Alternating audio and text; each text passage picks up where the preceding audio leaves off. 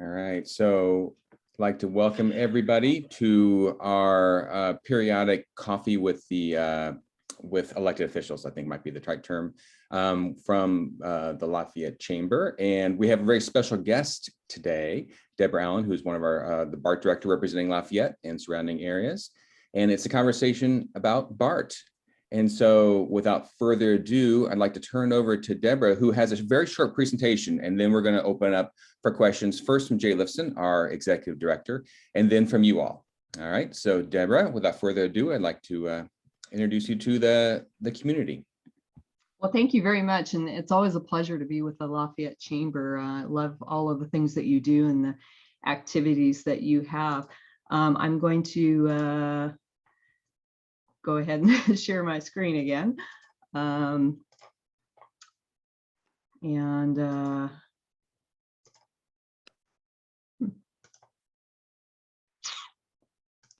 Actually, Debora, we can see your screen, in fact, so.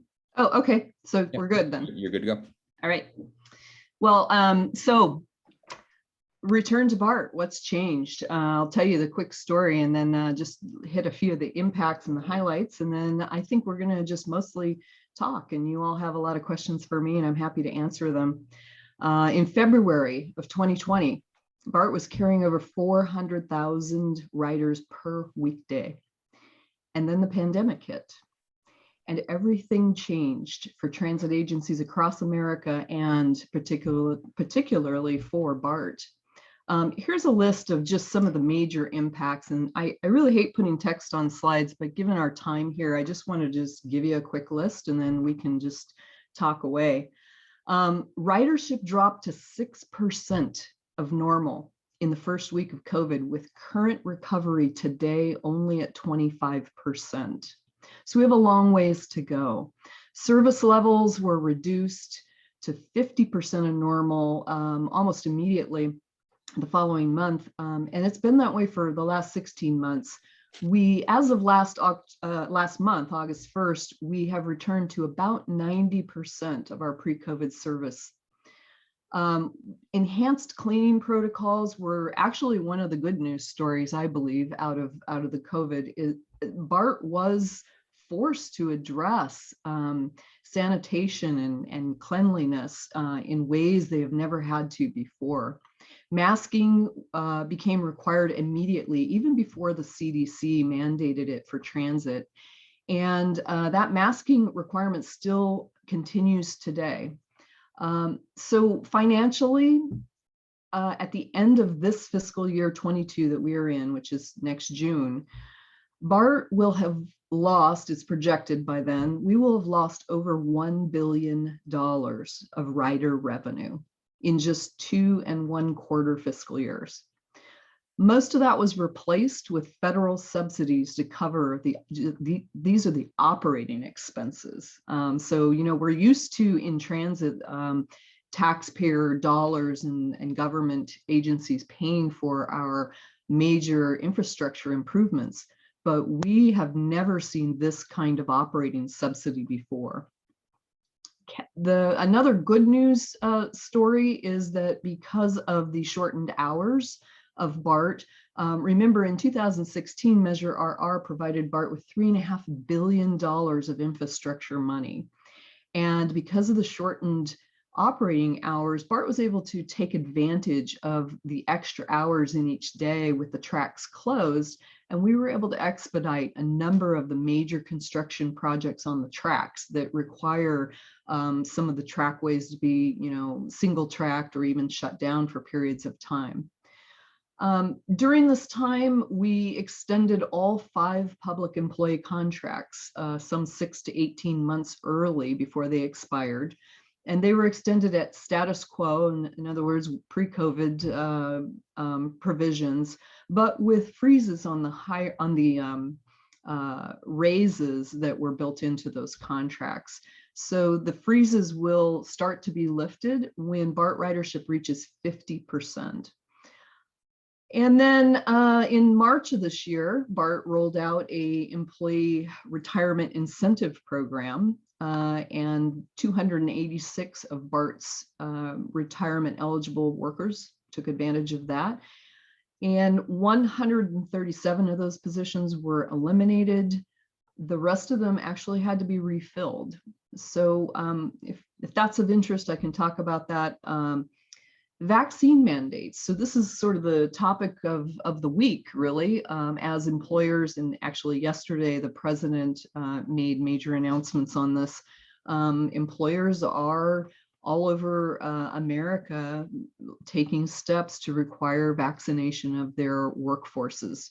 So those conversations are underway. And it's a little more complicated at BART because we do have to negotiate these things. But I'm confident that something good will come from that.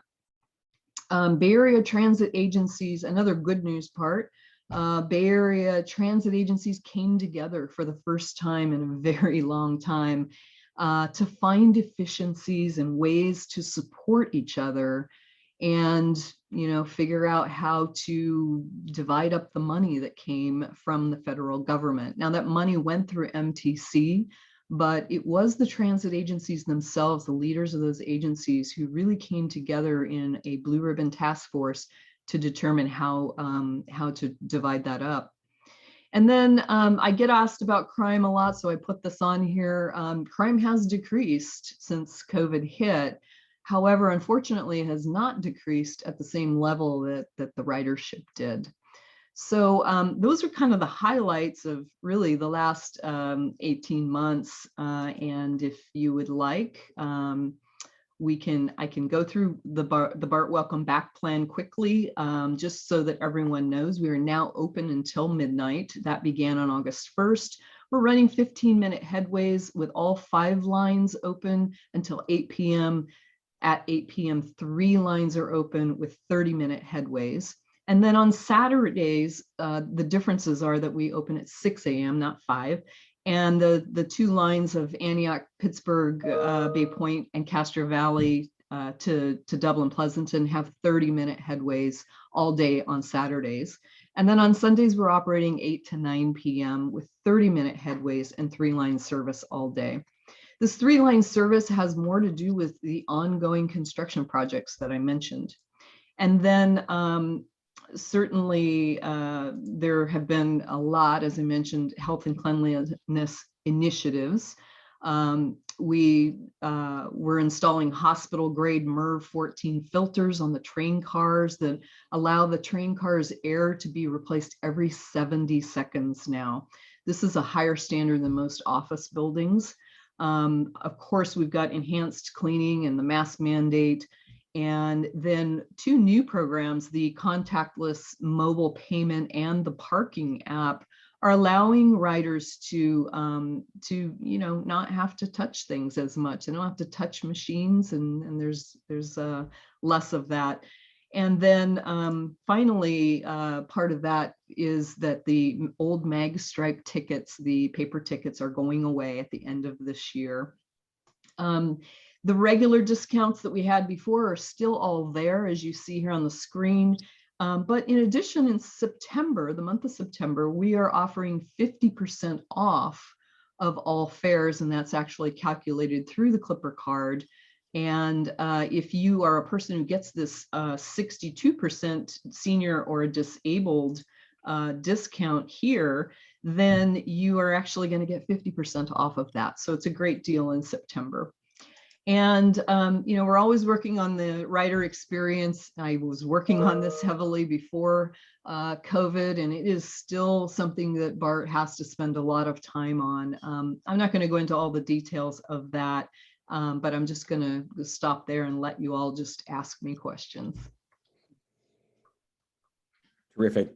Thank you very much, Debora. If you want to go ahead, maybe you stop your screen sharing so we can see everybody. Okay. That we can go. So excellent. Well, thanks. That was very informative. At the moment, I want to go ahead and turn over to Jay Lisson, who I know has a couple of questions, I think, from the Chamber's perspective. And then also, just to let everybody know, if this session is being recorded, you will have the opportunity, obviously, to ask Debora questions directly. Also, if you feel more comfortable, you can enter questions through the Q&A panel, and we'll take care of them that way. So, Jay, why don't you go ahead and kick us off? Thanks, John, and good morning, Debora, and everyone. Good morning. Thanks for joining us here. Pleasure. So Deborah, as I was getting ready for this conversation, I took a look at the BART website and saw that just this last week, you actually had a couple of days where you almost hit that 50% level of ridership. It appeared, Yeah. and that the other thing that I was really amazed at was that there was like you had a graph on mask compliance, and it sort of averages out at about 95%. Boy, if we could do that everywhere, it would be amazing. So my first question was going to be about the president's speech yesterday, and employers over 100 mandating vaccinations. Does BART know what the percentage of their employees are that have already been vaccinated? Yes, we do. And that has not been released publicly. I know that. And I'm going to have to pull the Brown Act card because I got it in a closed session, and I don't know whether I'm actually allowed to release that publicly, but I'll just say that we need more. We need more. Yeah, and I understand that, but the question that I would have then is this, between the employees and BART management, is this going to be an uphill battle? Do you see this being prolonged and painful to get compliance? Yeah, it depends on what form we take. And so employers across the area are doing a couple of things. Some employers are saying, prove to us you've been vaccinated, or we are going to put you on a regular once a week, twice a week, however many times you want, schedule of testing. And some employers are saying, and if we have to put you on that testing program to keep everyone safe, then we are going to actually make you do that on your own time. And some employers are saying, and then when the union contracts get involved, it's really tough to make that mandate of having employees do that testing on their own time and at their own expense. So there's a lot of, it seems like a simple issue, just make everyone require vaccination. But we actually just took up this issue yesterday, and it's more complicated than people think. And so, yeah, we're working on it. That's all I can say. Okay. We talked about the service levels, and that in August they went back up to almost 90% of what you used to have. During the time when you were on these limited hours, it was really tough for employers to get their employees to and from work, particularly at night shifts where they had no way of getting home. It seemed to me that you actually sort of added more hours earlier than I think was suspected. Was that due to the problem with employees? We were scheduled to open, the real issue was going from 9 p.m. closure to midnight. Okay, so BART always closed at midnight before, and during pandemic, it was always 9 p.m. The schedule was to go back to midnight at September 1st. And and I believe, and honestly, the board wasn't even part of this decision.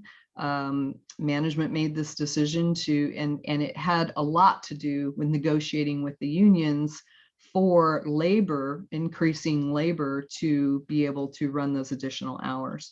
So management did make that work with labor, and they were able to get that to happen on August 1st. I think that the pressure of businesses, particularly the San Francisco restaurant industry, had a lot to do with it. Yeah, good, because it, definitely for the employers here in Lafayette, it's made a big difference already. Good, good. I'm glad to hear that. You had a board meeting yesterday, and you had was it an annual sustainability report? Yes. How's BART doing? We're doing great. So, sustainability covers a lot of areas, but I think overall, we're doing okay. And if you want, I can pull up some data while we're talking about some other things, and I can give you some of those points. Okay. Well, John, I think that's it. I know that there's going to be some other questions about ridership and security, safety, and so on. So I'll throw it back to the group.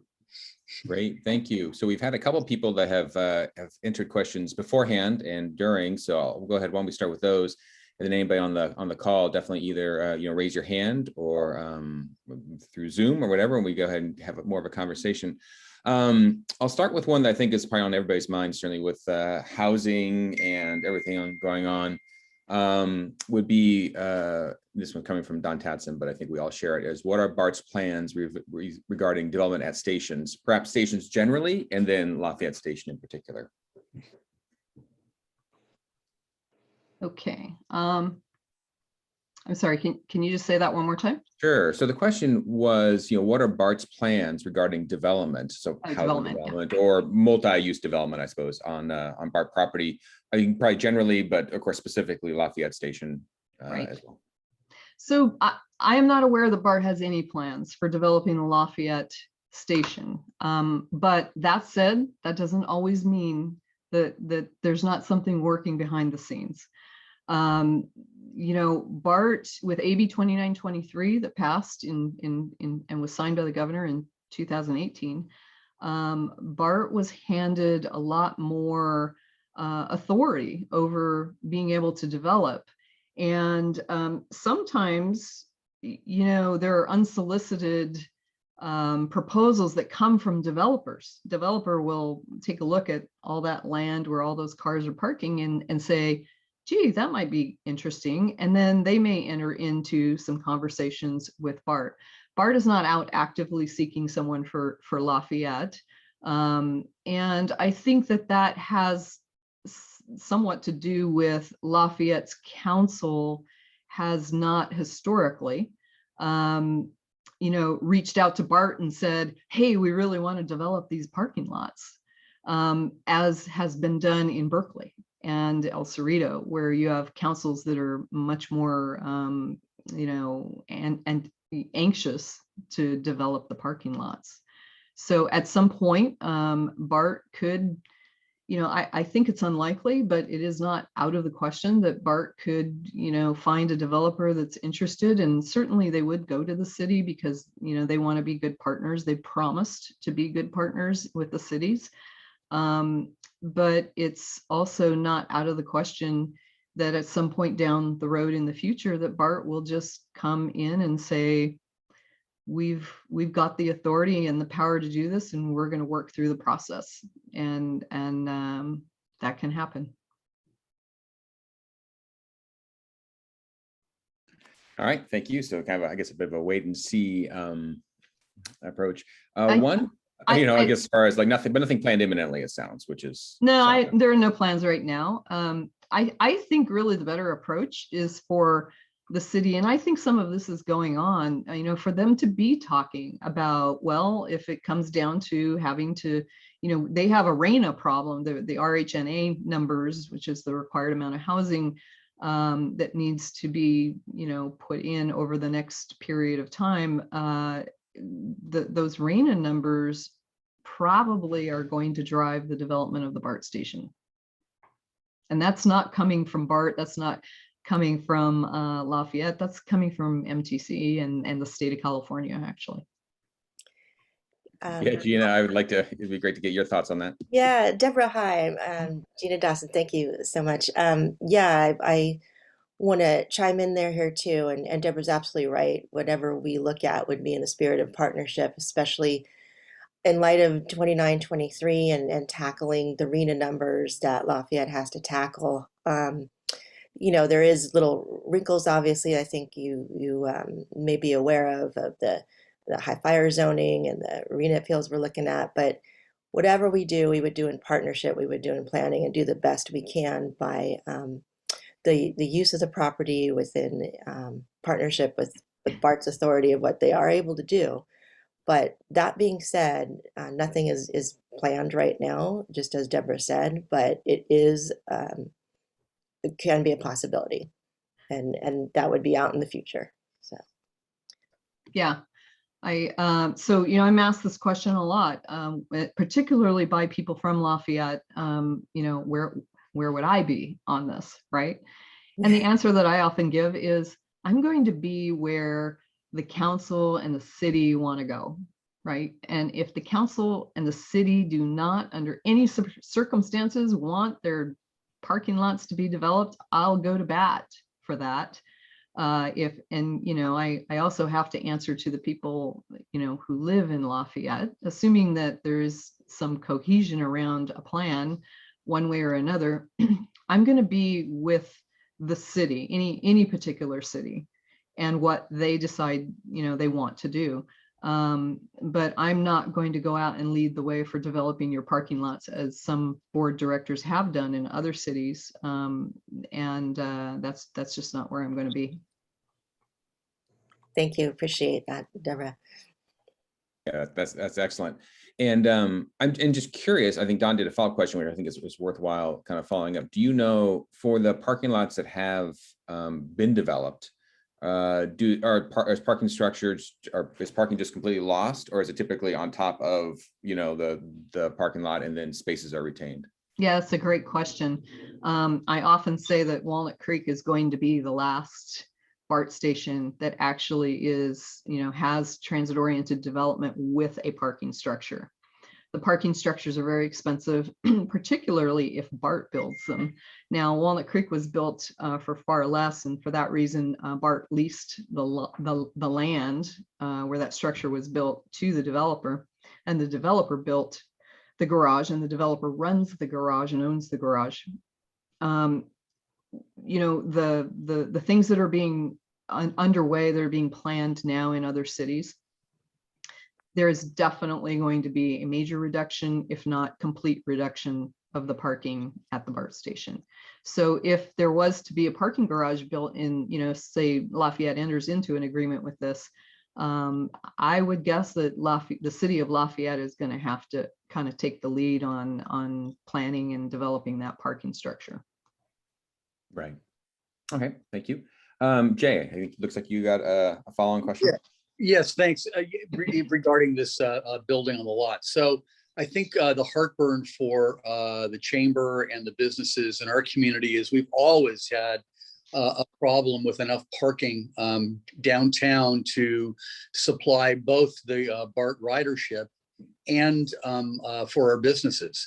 That's why many of our parking lots in our downtown have now become metered lots, so that there will be turnover, and it basically dissuades BART riders from parking downtown. Before, they were parking anywhere where they could get away with it. Yeah. So AB 2923 basically says that if BART builds on that property, they do not need to replace any of the parking. And this is the real problem for the businesses in Lafayette. And I can tell you that if that happens while this board is in place, they won't replace any of it. Okay, because there's a solid 7 directors on this board that are going to, out of 9, that are going to vote that, no parking. And so why is this? You mentioned the sustainability report earlier, and the sustainability report is all about reducing greenhouse gas emissions and reducing water use and other, of our resources. And, the focus of the BART board is to reduce cars. I mean, there's just no other way for me to say this. I've been doing this for 5 years. The focus of 7 directors is, first, reduce car use. That's not a bad goal. I don't disagree with that.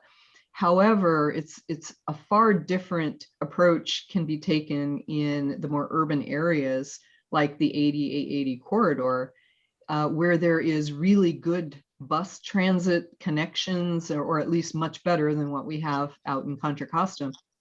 And so if we're going to get to that goal that BART wants, which is to reduce all of the car use, we have to do work on the other connecting parts that get people to transit without their cars, right? Because I know I used to ride a bike in my younger years. I'm not able to ride a bicycle, okay? And I don't live within walking distance of a BART station. And so they're really, my options are limited in getting to a BART station other than, using a car or a bus. And the buses in Contra Costa County, quite frankly, don't run frequent enough for everyone to depend on that. And we are not as urban as those other areas. So many of these directors don't really have any empathy or sympathy for that. All they feel is, well, we do it where we live, and so you should too. And so there's a whole transformation that will have to go on. I think we're seeing some of that go on in Walnut Creek. There are new programs for rideshare and getting people to BART with other means. The Contra Costa Transportation Authority is working really hard on these alternative ways, they call it last mile, to get people to the BART station without driving a car there. And so as we go through time and we see that transformation out here, I think it will become more palatable to start to reduce parking. But you're right. I mean, there's no parking, and everybody's been fighting for parking for years. And unfortunately, unless 4 board members turn over on this board, you're not going to ever see new parking built, except at end of line, which they did at Antioch. Right. Thank you. Carol, you have a question. Yes, thank you for coming. You're welcome. Deborah, it's very interesting, and thank you to the chamber. I have 2 questions. Oh, why wouldn't BART be worried about a drop in ridership if there's no parking? All those cars probably would go on the freeway, or they'd drive to Orinda, or they'd drive into Berkeley where there is parking, because even if you put buses in these areas out here, it's very difficult to drive all over every place. So that's one question. I would think that BART would worry where those cars are going to go. And number 2, there'd been talk about underground parking. So would that be then up to the city to require the developer to make underground parking, or who would do underground parking? I have 2 questions. And I'll ask, are you talking about underground parking underneath the transit development? Yes, at BART. Yeah. So I think, I spent a career in construction on the finance side, and I think it's really not very feasible that you could replace the parking that's there on the surface lots underground with enough parking to at least have 1-to-1. You would see a reduction, because you can only go so far underground. And again, I think if BART's in control of it, it's expensive, right? And so, development is a zero-sum game. It's, the cost of the land and the cost of what you build and some profit for the developer. And that's the cost. The model for BART is that they lease the lots. They're not selling these lots to developers, except for one lot in Walnut Creek they sold. So the purpose here of this transit-oriented development is to generate long-term revenues for BART over a 99-year period of time. And some of that is through the lease payments, and some of that is through hopefully increased ridership by putting housing right there at the station. So it's not going to be feasible that BART is going to spend a lot of money on parking unless somebody else does it, or somebody else pays for it, like a state grant or city grants. So that's why the underground. But where do the cars go? You're right, they go right back on the freeway.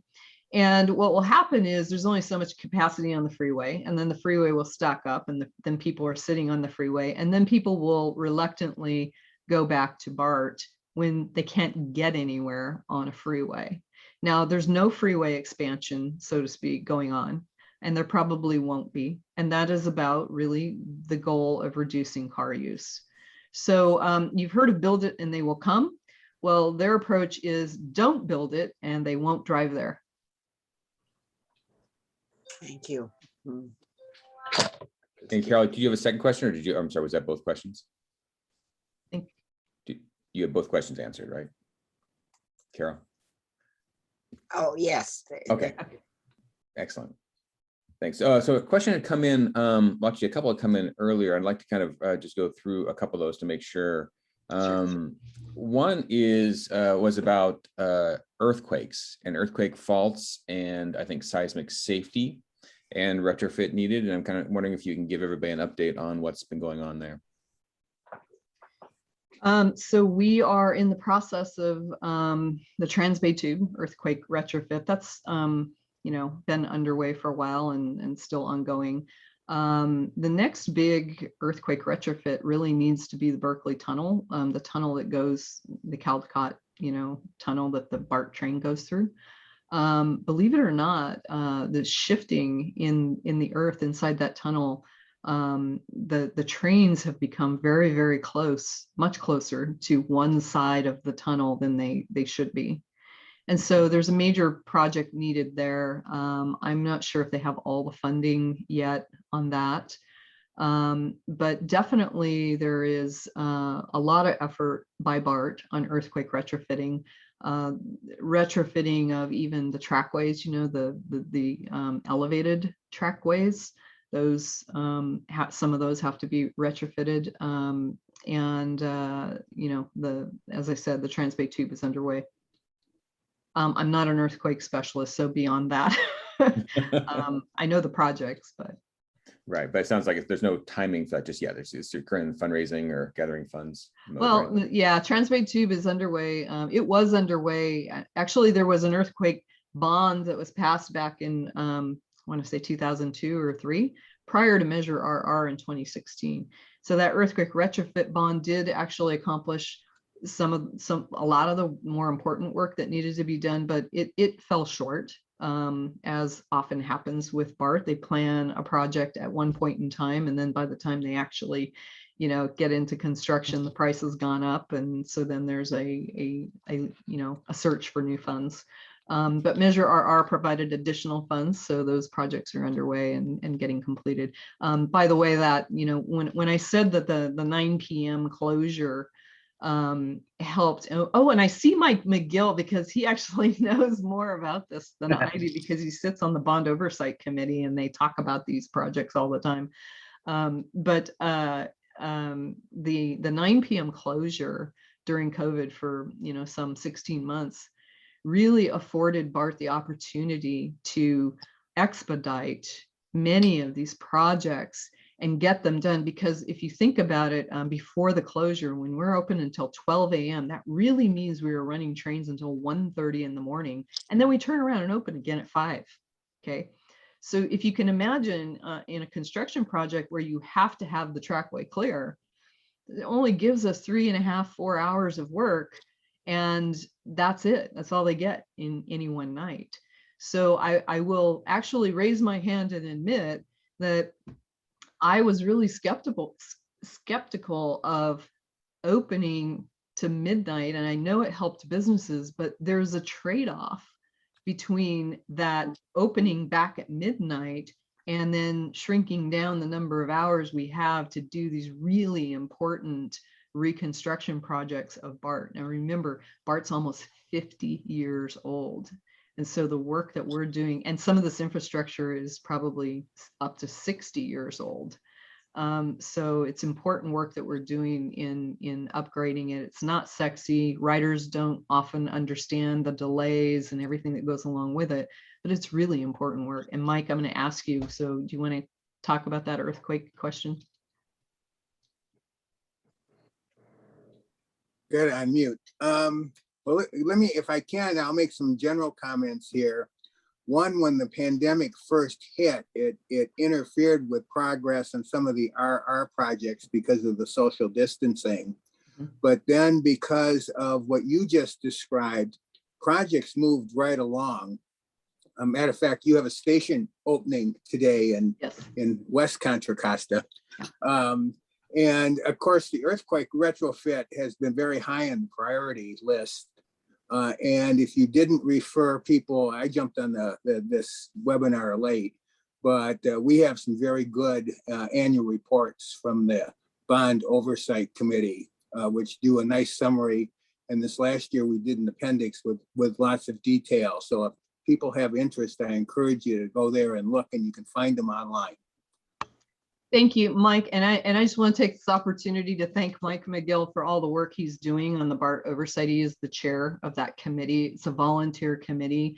We have a number of those at BART, and I am also seeking out CPAs and audit professionals for my audit committee, which I chair. So these committees, you know, people step up from the public and they do a lot of extra work like Mike is doing. And they do it really just out of the goodness of their heart and for the public. And I want to just really give him a round of applause for that. Thank you. Thank you. We do get a $15 stipend for Oh each my gosh. in-person meeting.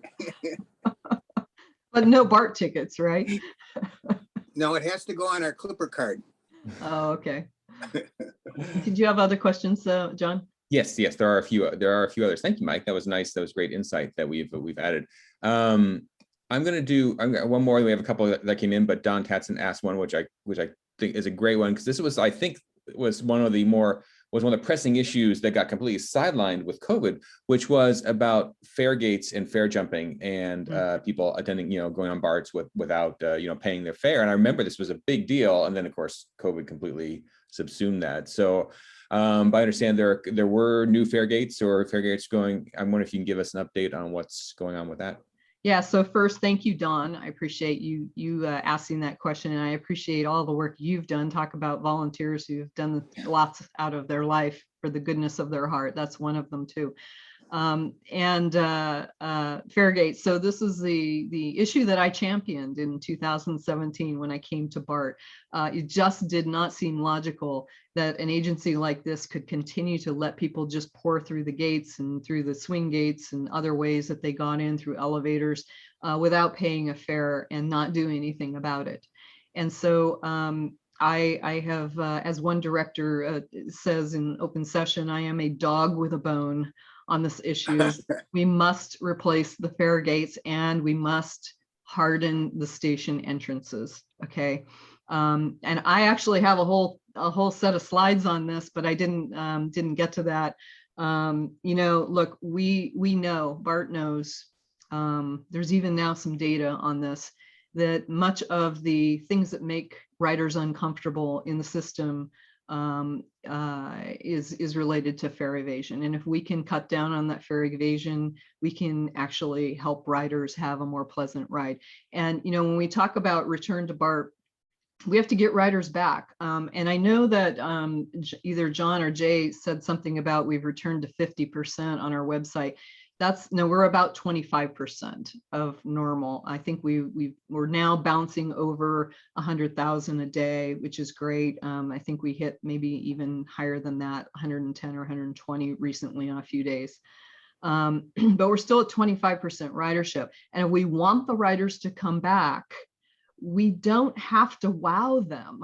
Okay. And I keep saying this, all we have to do is give them a ride that's reliable and isn't unpleasant to get where they're going. And, I like to say that, BART should not be the topic of the dinner conversation when you get home. It just needs to get you where you're going, and it needs to be useful. It needs to be clean, and that's it. So with fare gates, we do have a new prototype that is installed at the Rockridge station. There are only 2 of them.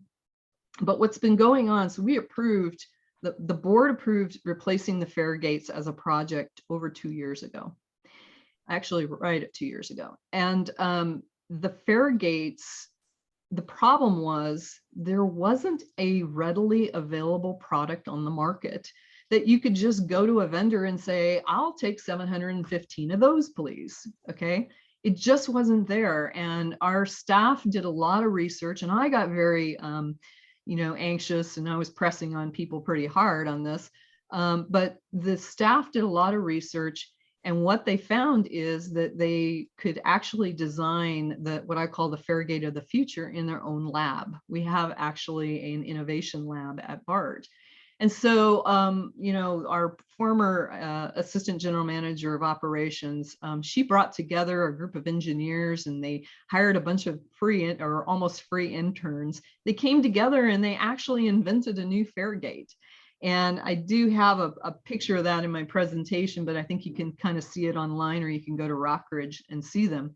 They are a plexiglass, the new fare gate is a plexiglass panel. That's one solid panel that's the width of the whole fare gate. And so right now we have these things that go like this, and you know, they're little triangles. This plexiglass panel is, you know, head to, you know, about knees or lower. And it swings this way, and then it swings closed, okay, on one hinge. And the most recent version of it is very cool because it actually has a deadbolt lock that goes into the side. So now you can't move that panel. You actually cannot push that panel open. You know, there's still some iterations to go on this, but they're getting very, very close, and I'm excited about it. It's taken way longer than I wanted to, but it probably is going to be about 4 to 5 years before they're fully installed. And we do, it is badly needed. And I believe that the riders are going to be much happier when we actually are able to complete this project. Yeah, I agree. And actually, let me follow up, and I think it's probably a related question, which is, you talked a little bit about safety, I think, in your highlights, but you know, what is being done? This came in from Kay Anderson early on in the session. What is being done about the large number of mentally unstable and unhoused folks who populate the trains and act aggressively towards the other passengers during the evening hours? Though I imagine it happens all the time, but she's all the time, yeah. Asking about evening hours, and I'm wondering if you can address that and. Sure. And what's going on. And by the way, that did not change during COVID. All those people were still there and are still there.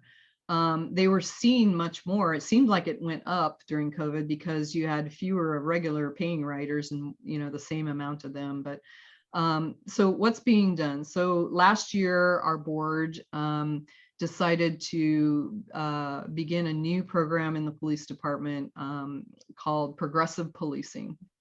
They took 10 officers, in addition to 6 officer positions that were eliminated to pay for this position, for this program.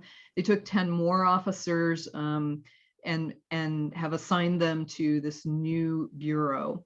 And the new bureau will be 1 officer to 2 crisis intervention specialists.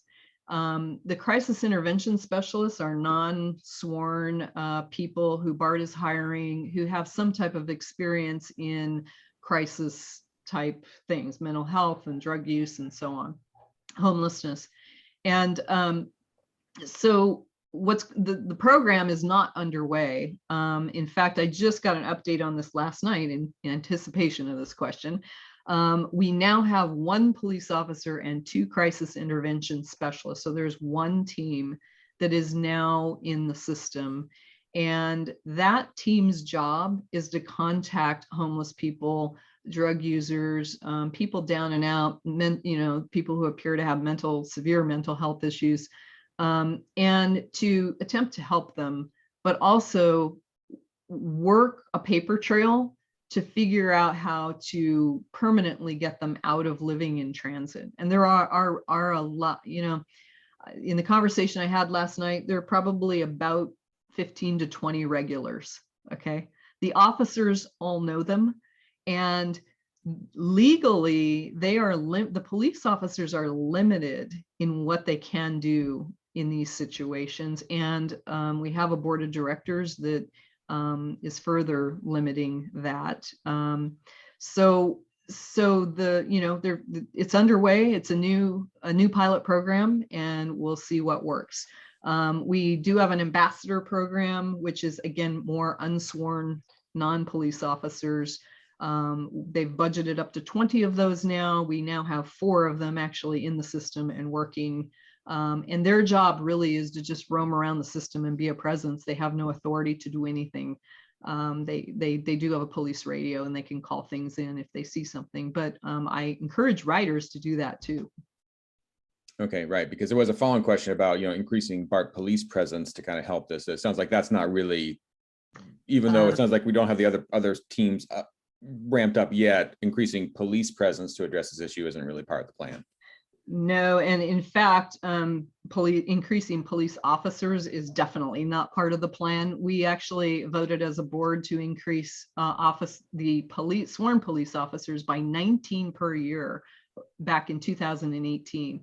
We were going to add 19 each year over a 5-year period. And that was the result of a study that was done by a university that came in and studied BART for a year and said, you need 93 more police officers to adequately police the system. BART had not added police officer positions in almost a decade. So that happened for 1 year. And then we had some board changes in 2018, board member changes. And then COVID hit, and that was the ideal opportunity to stop adding police officers and add these other personnel instead. Okay, so there's no plan to redo that police officer hiring plan, sounds like, at the moment then. That would take new board members. We understand. Cheryl McDonald, do you have a question for Deborah? Cheryl. I see Cheryl, your hand is up. I had on mute. Perfect, there you are. Yeah, so to follow up with the question you asked about earthquake, I wanted to ask about the study that was done in 2005, the latest study that was done by BART. Has any of the seismic retrofits been done since then? And then you probably know about this, Deborah, but we have in Lafayette like 3 or 4 earthquakes, faults that run through Lafayette. And so those are all concerns to people in Lafayette. Thanks. Yes, so I'm not sure what particular projects came out of that study, but I do know that earthquake retrofit projects have been an ongoing issue and underway, as I said.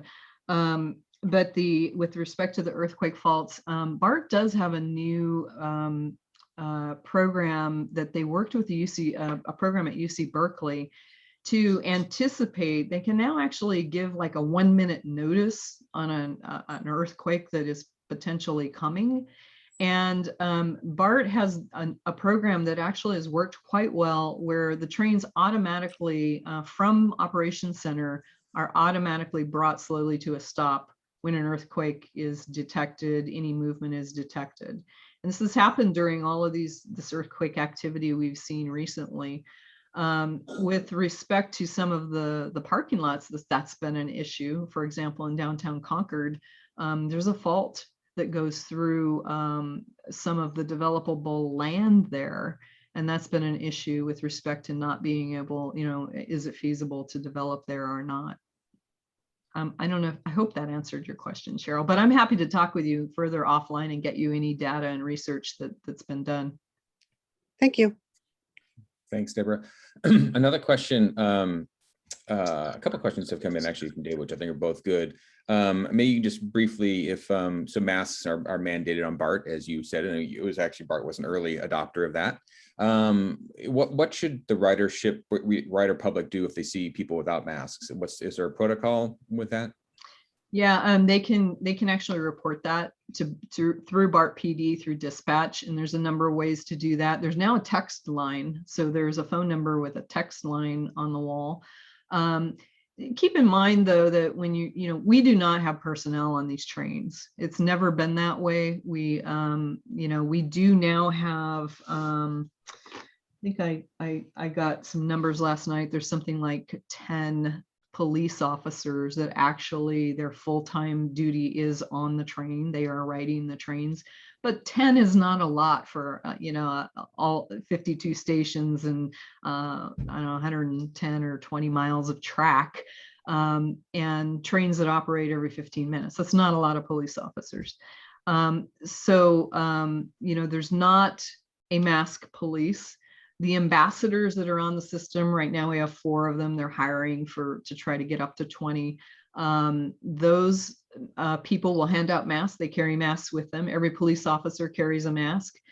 You can report this to PD. If there's an officer in the area, they will actually jump onto the train and go through. And I have actually been on a train and watched an officer come through and stop people and ask them to put on a mask. The problem is they do that and then they walk away and the officer gets off the train and the person takes the mask off. So more bad behavior. We also struggle to control fare evasion and eating and drinking and other things, smoking that goes on the trains. And without a full-time attendant, it's impossible to get to 100% compliance, but 95% is, pretty good. We'll see what happens as the riders continue to come back. Right, right. And I guess some problems on BART aren't unique to BART, right? We all They're deal with not. those issues every day, as we know. An interesting one follow-up from David actually was about BART ticket pricing. And he contends, and you probably know more than I do, is BART kind of considered expensive compared to mass transit in other areas? And what is there a plan for BART ticket prices up or down or status quo? Yeah, so I have at least a few directors who are constantly talking about free transit, that BART should be free.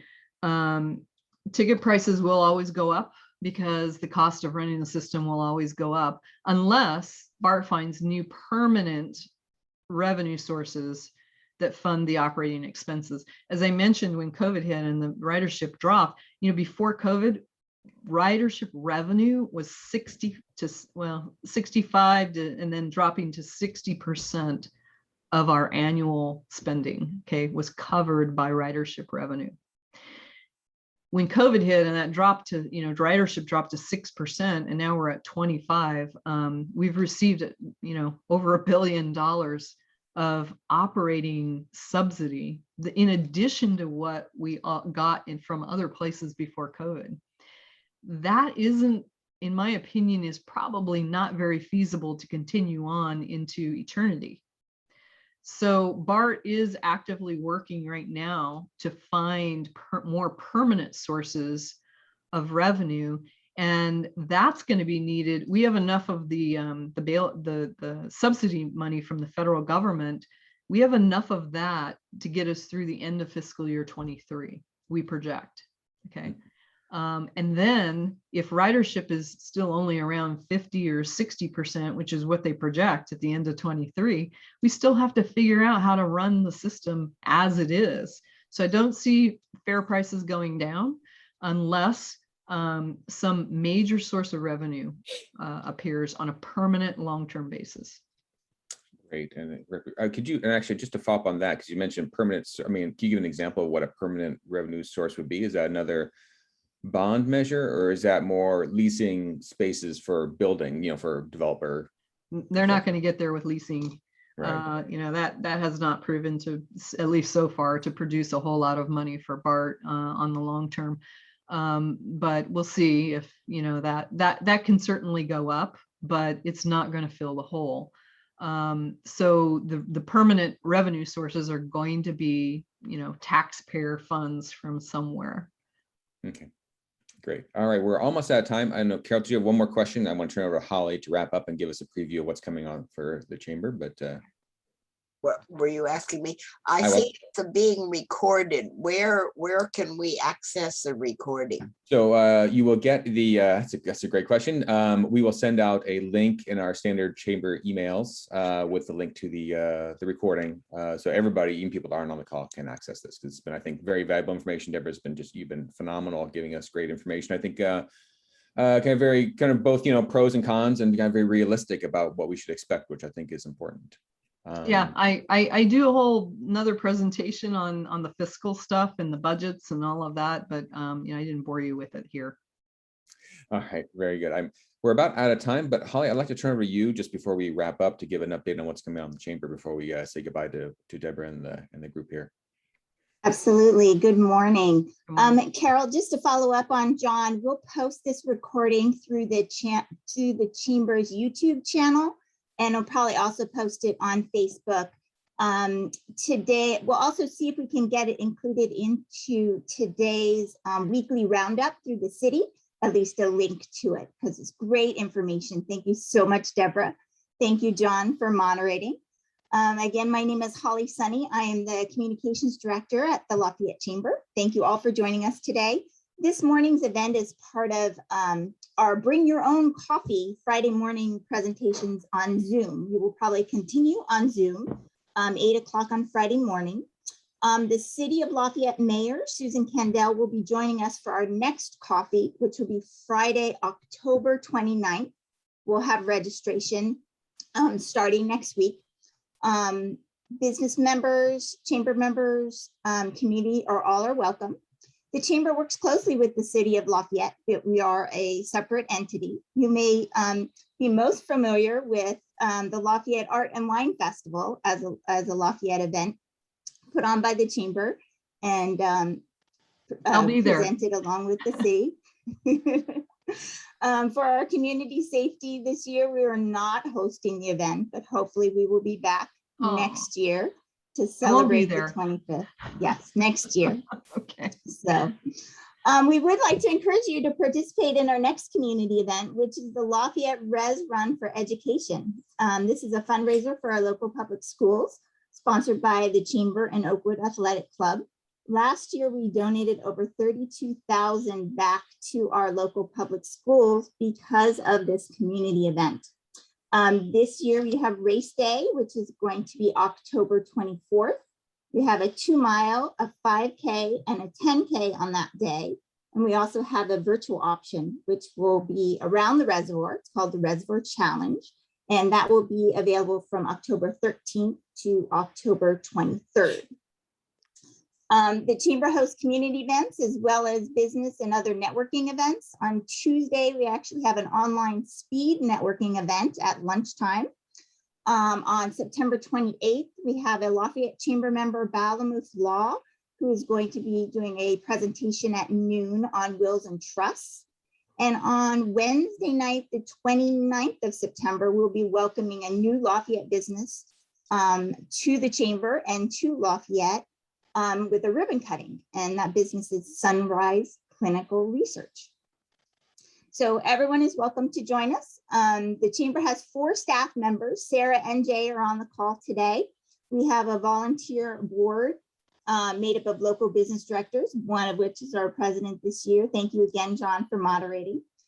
Feel free to reach out to any of us. We are happy to answer any questions you may have. Thank you again, Deborah. Back to you, John. Great. Well, thank you very much, Deborah. Any final thoughts for us as we wrap it up? Yeah, just thank you so much for doing this. These are important events to the community. I'm really disappointed that the Lafayette Art and Wine is not going to happen. But next year, I'll look forward to being at the table with my assistant from BART, Ariel Mercado, who's also on the line and helps me greatly with these presentations. So I want to thank him, and I hope you all will also communicate with him. Thank you very much. Excellent. Thank you much, everybody. We will have a great Friday and great weekend. Thanks a lot, Deborah. Take care.